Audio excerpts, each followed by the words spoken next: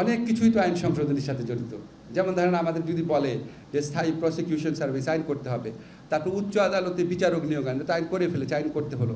অনেক ক্ষেত্রেই আইন করতে হবে। তা আইন করতে হলেই যে ধরেন রাজনৈতিক দলগুলোর সাথে মতৈক্যের প্রয়োজন হবে, অনেক ক্ষেত্রেই হবে, কিছু ক্ষেত্রে নাও হতে পারে।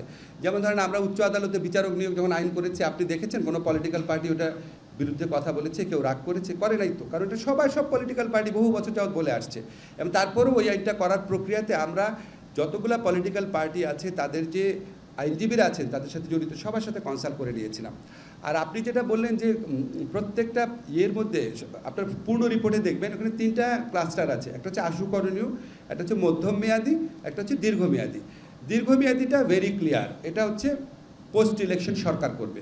আশু করণীয়টাও ভেরি ক্লিয়ার, যে এটা আমরা আশা করছি রাজনৈতিক দলগুলোর সাথে ঐক্যমত সাপেক্ষে নির্বাচনে আগেই করা হবে। আর যেটা মধ্যম মেয়াদি, এটা ডিপেন্ড করে যে আপনার কতটুকু রাজনৈতিক দলগুলো করতে রাজি আছে, ঐক্যমত আছে নাকি। সেখানে স্পেসিফাই করে ভাই নাম্বার বলতে পারবো না। প্রত্যেকটা কমিশনে আপনি যখন ফুল রিপোর্ট পাবেন, আপনি দেখবেন একটা কলাম আছে, মানে আশু করণীয়, মধ্যমেয়াদী, দীর্ঘমেয়াদী আলাদা করে স্পেসিফাই করে দেওয়া আছে। আমরা যে রিপোর্ট পেয়েছি, যেমন ধরেন আমরা এখানে সংবিধান সংস্কার কমিশনের আশু করণীয় কিছু নাই, নির্বাচন কমিশনে আশু করণীয় মাত্র 10-12টা, আবার বিচার বিভাগীয় কমিশনে আশু করণীয় অনেকগুলো আছে, প্রায় ধরেন শখানেক আছে। এবং এর মধ্যে ধরেন তথ্য কেন্দ্র প্রতিষ্ঠা করা, নারী শিশুদের জন্য আলাদা ব্যবস্থা প্রতিষ্ঠা করা, তারপর হচ্ছে সরকারি সাক্ষীর জন্য আপনার ইয়েতে তথ্য প্রযুক্তির মাধ্যমে সাক্ষী নেওয়া, এগুলি তো আপনার আলাপ আলোচনার অবকাশ রাখে না। এগুলো আমরা করে ফেলবো, খুব ইমিডিয়েটলি করে ফেলবো। তারপর ধরেন আমাদের নিজস্ব কিছু আছে, যে আমাদের আপনারা জানেন ক্রিমিনাল মামলার ক্ষেত্রে অসংখ্যবার অ্যাডজর্নমেন্ট নেয়, মামলার শুনানি অ্যাডজর্নমেন্ট মানে করে টাইম নেয় না, মামলার শুনানি আপনার স্থগিত করে টাইম নেয়। সেখানে আমরা একটা লিমিট করে দিতে চাচ্ছি, যেটা তো মানুষের ভোগান্তি কমানোর জন্য। এই ক্ষেত্রে তো বাংলাদেশের প্রতিটা মানুষই একমত হবে, সেখানে তো আপনার আলোচনার কিছু নাই। ফলে এখানে আপনার আশু করণীয় আপনারা দেখলে বুঝতে পারবেন। তারপরেও আমরা যদি আবার যখন পরীক্ষা করব সরকারের পক্ষ থেকে বা রাজনৈতিক দলগুলো যদি মনে করে কোনো ব্যাপারে না, এটাও আমাদের আলাপ আলোচনার অবকাশ রয়েছে, আমরা সব রিপোর্টটা আপলোড করে দিয়েছি, অবশ্যই সেগুলি নিয়ে আলাপ করা হবে। সর্বোচ্চ পর্যায়ে আপনার ঐক্যমত প্রতিষ্ঠার চেষ্টা করা হবে।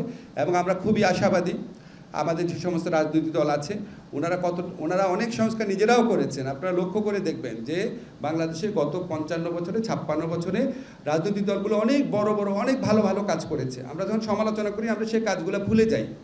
বাংলাদেশে পলিটিক্যাল পার্টিগুলো আপনার এই প্রেসিডেন্সিয়াল পদ্ধতি থেকে, যদি গত 20 বছরের কথা বলি, প্রেসিডেন্সিয়াল পদ্ধতি থেকে পার্লামেন্টারি সরকার পদ্ধতি প্রচলন করা, ভ্যাট প্রচলন করা, পরিবেশ সংক্রান্ত আইন প্রচলন করা, প্রযুক্তি যতটা পারা যায় ইন্ট্রোডিউস করা, বহু কিছু ওনারা করেছেন। এবং আপনি দেখবেন প্রতিটা দলেরই সংস্কার ভাবনা রয়েছে। আমার মনে আছে 3 দলীয় জোটের রূপরেখা ছিল, এখানে যত প্রস্তাব আছে এটার মূল সুর ওই 3 জোটের রূপরেখার মধ্যেও ছিল। কাজে আমরা মনে করি ওনাদের মধ্যে যদি এই সংশয়টা দূর হয় যে এই সংস্কারগুলো করা হচ্ছে আমাদের ক্ষমতায় থাকা দীর্ঘায়িত করার জন্য না, তাহলে বহু কিছুই বাস্তবায়িত হবে। এবং আপনাদের মাধ্যমে আমি নিশ্চিত করে বলতে চাই, আমাদের এই সরকারের অযথা এই মানে সময় ক্ষেপণ করা সরকারের থেকে থাকার বিন্দুমাত্র ইচ্ছা নাই।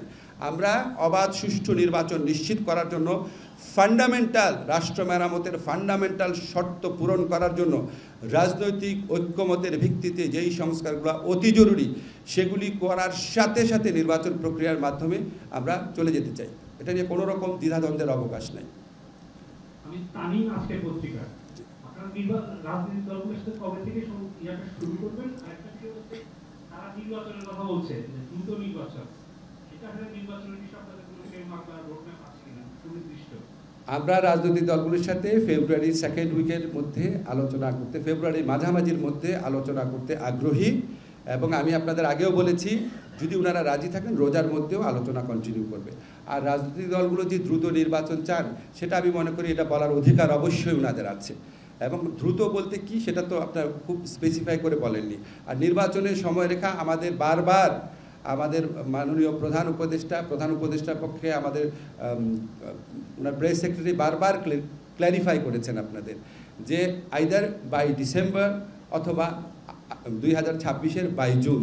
এখন বাই জুনের ক্ষেত্রে মানে নিশ্চয়ই বর্ষার সময় বিবেচনা রেখে আরও আগাতে হতে পারে, হয়তো এপ্রিলে হতে পারে, মার্চে হতে পারে। এটা একদম আমাদের প্রথম থেকে ক্লিয়ার করা, এখানে কোনো ইনক্ল্যারিটি নাই।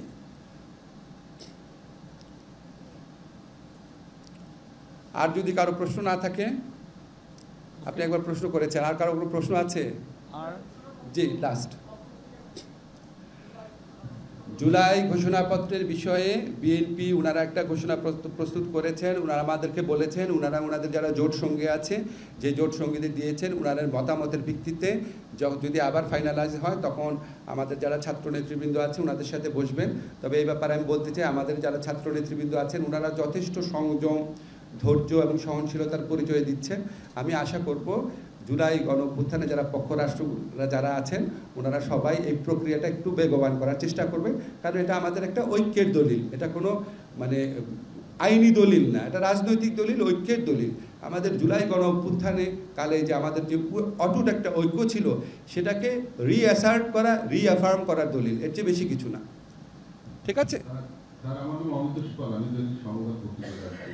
জি, আপনি তিনটা করণীয় কথা বলছেন, একটা আশু করণীয়, একটা মধ্যমেয়াদী, একটা দীর্ঘমেয়াদী।